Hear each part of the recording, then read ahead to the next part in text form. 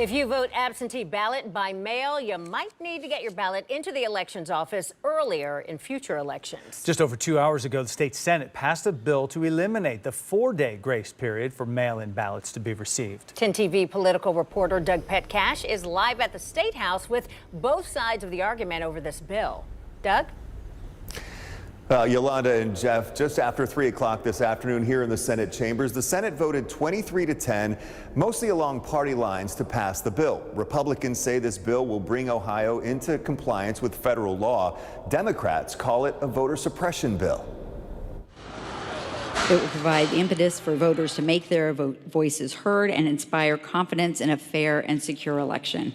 Bill sponsor, State Senator Teresa Gavarone, says Senate Bill 293 will bring Ohio into compliance with federal law. So now 34 states, 2/3 of the country, now require absentee ballots returned by mail to be received on or before Election Day. Ohio would be the 35th. Democrats argue the bill potentially disenfranchises tens of thousands of voters. But now we're going to make it tougher for people who do nothing wrong but rely on the Postal Service to get their ballot into the Board of Elections. Right now, absentee ballots can be received at County Board of Elections offices up to 4 days after an election and still be counted. This bill would eliminate that 4-day grace period. All ballots would have to be in by 7:30 on election night. Having that certainty that the ballots are going to be in on election day, it also allows our tabulation process. You'll have more certainty on election night, who the winner is going to be, and that's important to voters. Gavarone points out voters can also drop off ballots or vote early in person at elections offices or vote on election day. According to the Secretary of State's office, more than 52,000 absentee ballots were still outstanding the day before Tuesday's election.